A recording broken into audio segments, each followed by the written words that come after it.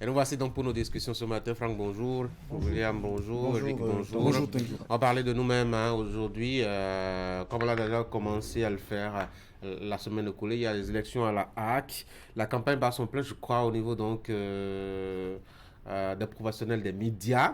Je ne sais pas si Franck a déjà reçu des délégations pour le convaincre de voter ou Oh, de ne pas voter. non, non, pas pour le moment. Mm. Pas pour le moment. C'est vrai que dans certains groupes créés pour la circonstance, les débats se font, mais individuellement, je n'ai encore reçu aucune délégation. Mm. Je sais que d'ici à là, ça va commencer et les discussions seront plus sérieuses. Comment appréciez-vous globalement, je dois dire, le processus qui est en cours là?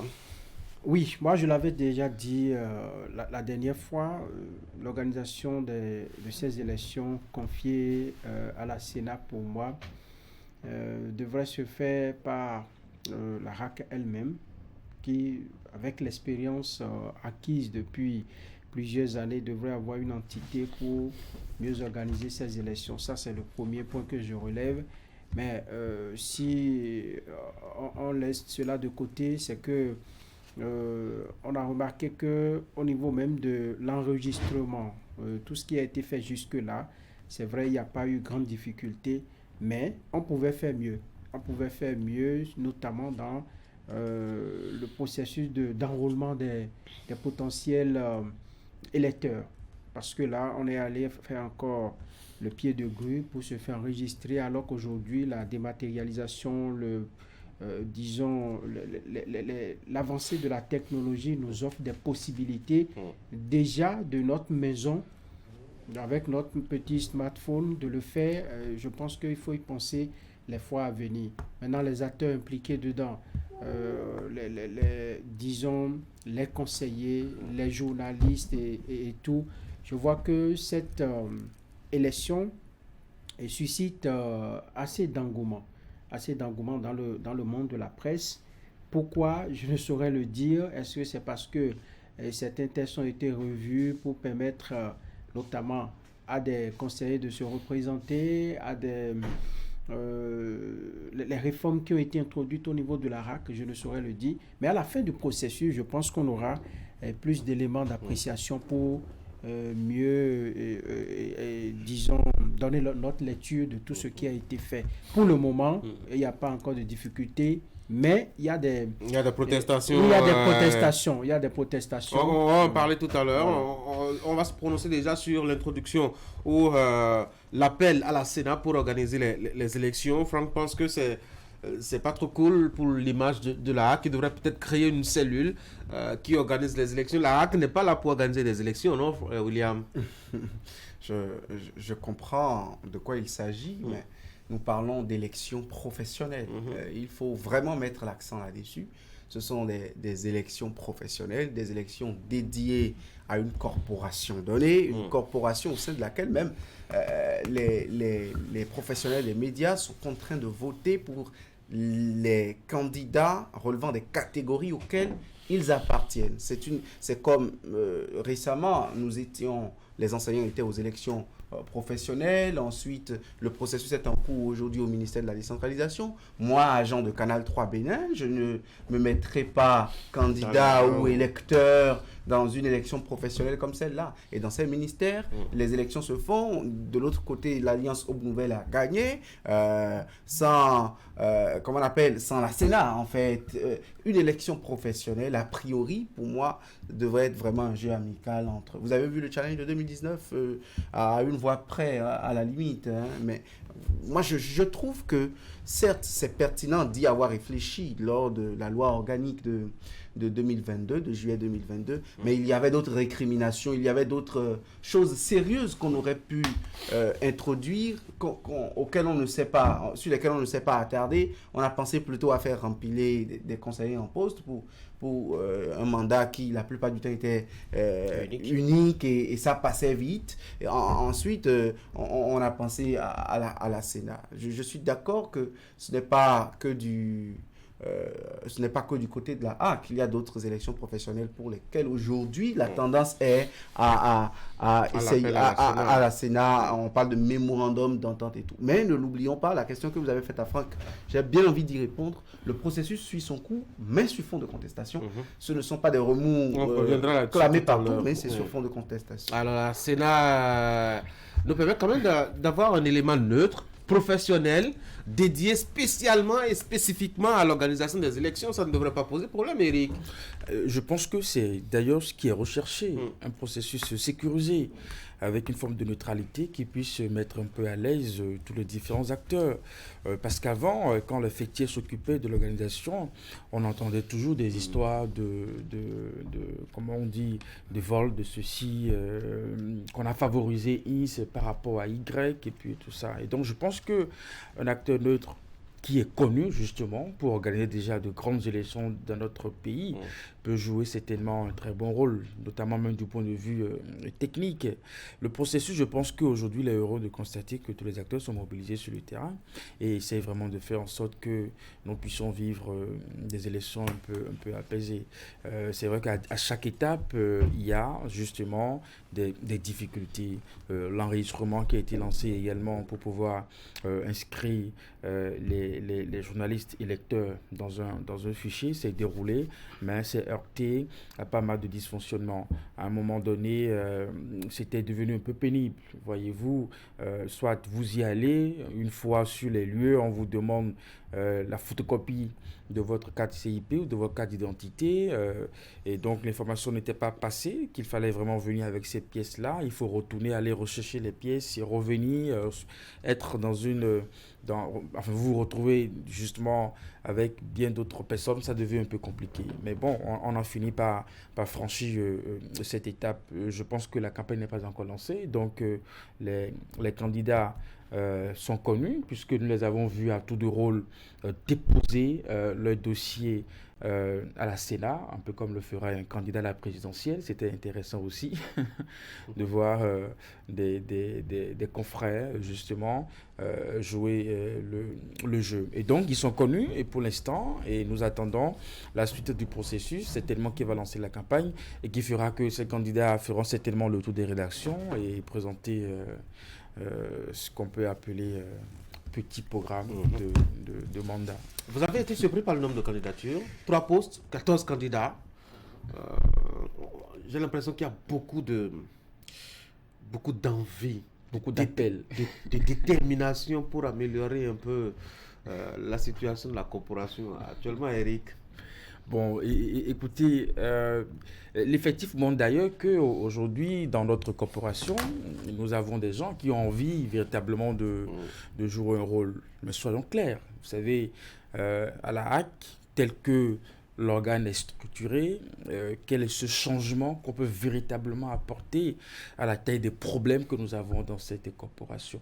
Je ne suis pas en train de les voir, de prendre des décisions qui pourra influencer les promoteurs, qui est le traitement salarial. Je ne suis pas en train de les voir justement prendre des décisions à la HAC qui pourra influencer les promoteurs sur la déclaration des agents, n'est-ce pas, du côté de la Caisse nationale de sécurité sociale. Et c'est ce dont véritablement les journalistes ont besoin. Et donc, si on est nombreux, 7, bon, peut-être qu'il y a d'autres objectifs ailleurs, mais ça montre une forme de vitalité quand même dans ce secteur, de savoir que, comme on dit, il y a des personnes qui ont envie vraiment d'être à ce niveau de prise de décision, de jouer le jeu. Et ça nous permet aussi dans l'effectif de savoir comment choisir, parce qu'avec ce nombre, bon, on pourra mieux voir clair, quoi, voilà. Non, à part la catégorie des techniciens télécoms, je pense que les autres sont des vieux de la vieille, des gens connus. Et donc, engouement, pour moi, pas vraiment. Même si on sent que de plus en plus, on a envie d'avoir les privilèges de la République et siéger à la HAC. Parce qu'on n'y gagne plus qu'on en donne. Hein. À la HAC, notamment nos représentants à nous, les représentants de notre corporation, je pense qu'ils n'ont pas suffisamment ils ne sont que 3 sur 9.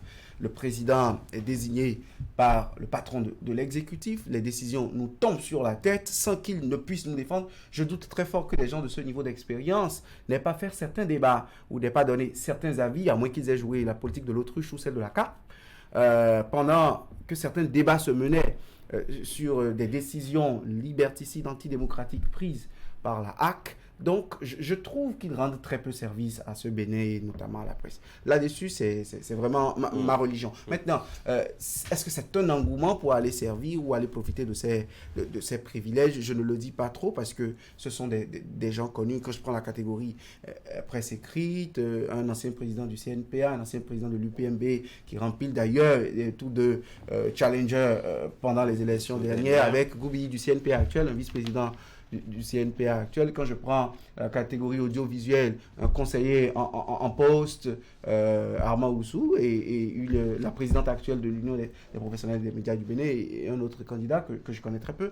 Donc, en fait, à part la catégorie des techniciens, dans laquelle je connais également quelques têtes d'une certaine renommée dans la corporation, et là-bas, je crois qu'il y a eu 7 candidatures. C'est là, justement, que je peux parler d'un engouement à un certain niveau.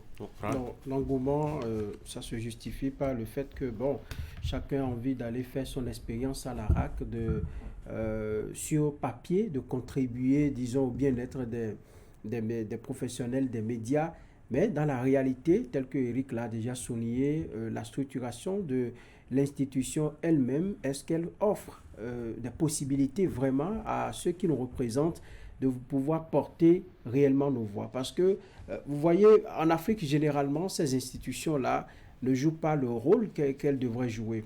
J'ai lu un communiqué de la HAC au Mali avec les décisions, disons, liberticides que prennent aujourd'hui les autorités de la junte militaire là-bas. Assimi Goïta qui dit d'arrêter toutes les activités politiques, et la HAC qui invite les journalistes, justement, à ne pas relayer les activités. J'ai adoré la réplique des journalistes maliens. Bien sûr, les journalistes maliens qui ont dit de désobéir et qui ont demandé de ne pas respecter ce communiqué-là. Quand vous prenez ce genre d'exemple, ici, ils n'en feront pas moins si on leur demande, par exemple, écoutez, sortez-nous un communiqué qui puisse interdire aux journalistes de parler des coups d'État. Oui, de parler de ci et de ça. Ça va se faire contre les intérêts des journalistes. Donc, c'est pour dire que ça ne dépend pas des conseillers eux-mêmes. Ça dépend déjà la structuration. Ça dépend de qui? Non, la structuration. Ils peuvent faire les débats en interne, mais ce qui sort souvent, c'est contre les intérêts des journalistes. Ils ont beau avoir de belles idées pour donner de meilleures conditions de vie individuelles, pris individuellement chaque conseiller. Mais lorsqu'on vous sent le communiqué, vous voyez que c'est plutôt, comme se complaisent à dire certains, c'est plutôt la hache que la HAC. Parce qu'on dit aux hautes autorités de l'audiovisuel et de la communication, tout... Et H, là, ça fait quoi? Haute autorité de coupure et de quoi? Oui, des cours, et des mises hors service. Voilà. Donc, vous voyez, quand ça se passe comme ça... Des mesures conservatoires. Voilà, des mesures conservatoires. Et puis donc, ceux qui manifestent... Conservatoire, bon, je sais pas comment... On va laisser ceux qui manifestent beaucoup d'intérêt aujourd'hui à aller à la RAC, ils ont les yeux pour voir aussi. Ceux qui vont déjà et qui ressortent, ils voient comment un peu, profitant des privilèges de la République, ce que ça donne. Et donc, on veut aller d'abord pour soi-même et maintenant griffe pour les journalistes. Je pense que c'est tout ce qu'on peut dire. Mais la RAC même ne permet pas à cela de porter... aux conseillers, de porter véritablement notre voix, à moins que cette mandature nous prouve le contraire. Voilà. Quelqu'un a proposé, je lisais tout à l'heure sur mon téléphone, qu'on supprime carrément la HAC parce qu'on ne sait pas dans l'univers institutionnel béninois ce que cela apporte réellement. Quand on voit un peu comment se présente la corporation, avec déjà un conseil national du patronat de la presse, les patrons qui se réunissent, une association des journalistes avec l'UPMB par exemple, et une instance, ma foi, de veille professionnelle comme l'ODM, on a déjà tous les éléments qu'il faut pour veiller à la bonne pratique du métier dans le secteur, William. Pour moi, il n'est pas sévère. Il n'est pas sévère parce que, en dehors du rôle de distribution des fréquences. Ouais, bon, voilà. Bon, je voulais mettre l'accent sur le fait que la HAC, dans certains cas extrêmes, constitue, parce que nous sommes battus, bon, pas nous, pas les gens de ma génération, mais les gens d'une certaine génération se sont battus dans ce pays pour la dépénalisation officielle sur papier du délit de presse. Donc, la HAC constitue ce tribunal entre nous, entre professionnels, pour régler certains problèmes. Un média peut se faire condamner du point de vue technique et professionnel par la HAC. En dehors de ce rôle, tout ce que la HAC fait toute autre institution pourrait la faire. L'attribution des fréquences peut être Aller au faite ministère, au ministère de l'Intérieur. On peut déclarer quand un journal doit paraître, après sa première parution, il peut faire une déclaration un peu comme les partis politiques déclarent leur président. On peut créer une direction des médias, un peu comme on a une direction des partis politiques et toutes les autres directions du ministère de l'Intérieur, une direction des cultes pour les églises qui se font déclarer et les autres lieux de culte. On peut faire ça, hein. Pour moi, au ministère ou dans une agence, on en a l'habitude désormais. On crée une agence pour nous, avec autant de financement que les autres agences. Sauf qu'on ne peut pas demander au ministère, par exemple, de suivre toutes les radios, de lire les journaux, pour voir si non, mais vous ça, c'est ce rôle, on peut... Non, on peut le remettre aux associations professionnelles. À l'ODEM et à l'UPM, oui, qui peuvent être des organes... L'État renforcerait davantage à travers des mécanismes institutionnels. Et qui dit mécanisme institutionnel parle de mécanismes financiers aussi. En renforçant ces associations professionnelles pour ce travail. Substantiellement, à part le contentieux qui, dans certains cas, a rehaussé notre démocratie, ça je le reconnais, à part le contentieux, je ne sais pas à quoi la HAC nous est vraiment, en quoi elle nous est très très très profitable. Et surtout, quand elle participe de la relégation de la démocratie, la mise en difficulté, des médias, elle est notre avocat. Notre avocate qui va dîner avec l'autre partie au procès souvent, la plupart du temps. Allez, rapidement le processus d'enrôlement. C'était facile, c'était bien, c'était cool, Eric? C'était pas trop facile. Vous savez, parfois, nous aussi, nous attendons le dernier jour pour se ruer vers les postes d'enregistrement, ce qui fait que le nombre s'amplifie, voyez-vous. Je pense que ceux qui se sont levés tôt, n'est-ce pas, dès les tout premiers jours, pour s'enregistrer, ont peut-être eu moins de difficultés, n'est-ce pas, pour le faire, plutôt que les journalistes qui ont pris le temps vraiment de venir à la dernière minute. Moi, je faisais partie des tout derniers, ce qui faisait que ce jour-là, nous étions vraiment un certain nombre, mais il y avait, comment on dit, une forme de célérité du côté des équipes qui recevaient les journalistes pour les inscriptions. J'étais un certain nombre et le travail se faisait dans la courtoisie. Et sur place, je pense que les idées qu'on se partageait, c'était de faire en sorte que ce processus soit digitalisé, puisque nous ne sommes pas si nombreux que ça. Donc, on peut mettre en place un fichier numérique ou un lien qui permet donc à des professionnels de pouvoir s'inscrire facilement. Ça me rappelle l'initiative l'agenda de la presse. Absolument. Qui récapitulait un peu, je dois dire, mais je ne sais pas ce que c'est devenu, ce projet. Absolument. Donc c'était un peu ça la grosse difficulté. Mais ça a été fait. Je pense qu'aujourd'hui nous avons passé ce cap et nous attendons la prochaine. Au-delà de l'enrôlement dont Eric a si bien parlé, moi je voudrais mettre l'accent sur le processus en général.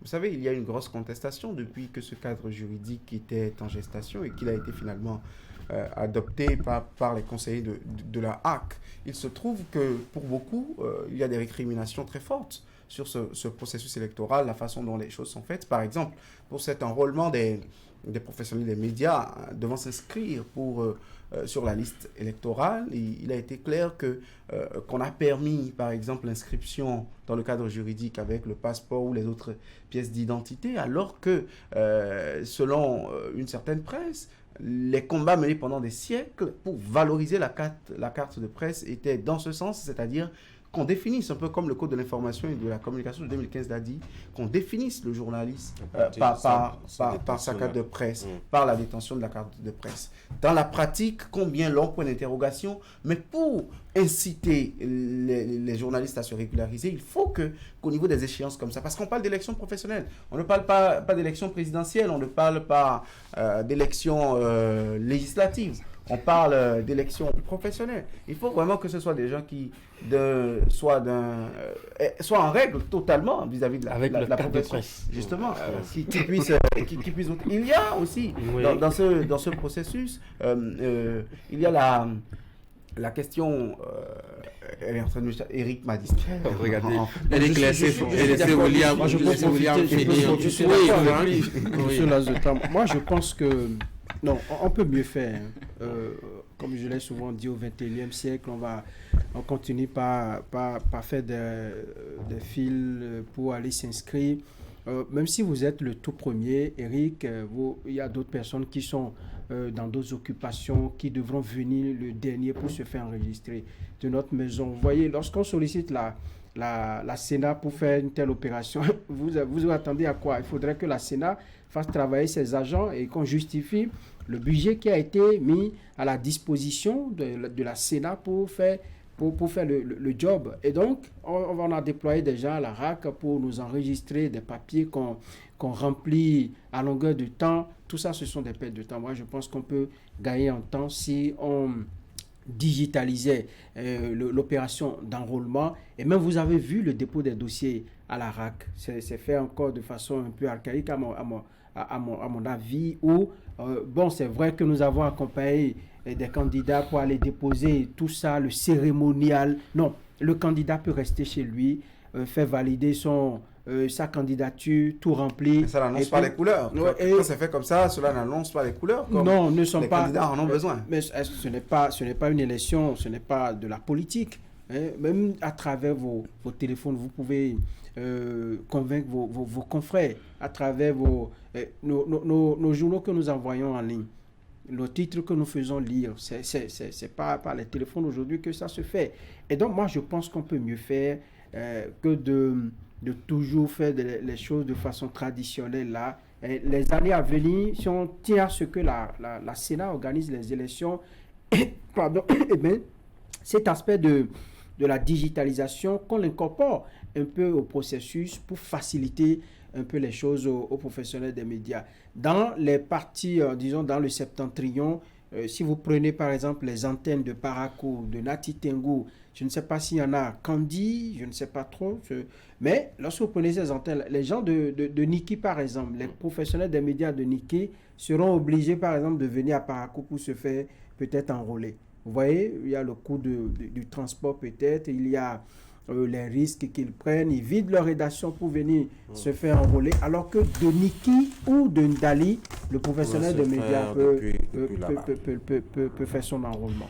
De toute façon, protestation ou pas et autres difficultés liées au processus, en tout cas, il est lancé. On verra bien ce que ça va donner à la fin. On espère que démocratiquement, on aura des représentants qui valent vraiment, je dois dire, le choix de la grande majorité des professionnels des médias et surtout qu'ils apportent ce qu'il faut à notre corporation. Comment ils vont vous apporter? En l'état, ils ont les pieds et les mains liés, ils n'ont que des privilèges. Ils ne peuvent pas grand-chose pour vous. Hein. Descendez des nuages. Et puis la RAC fonctionne sur la base du budget que l'État met à sa disposition.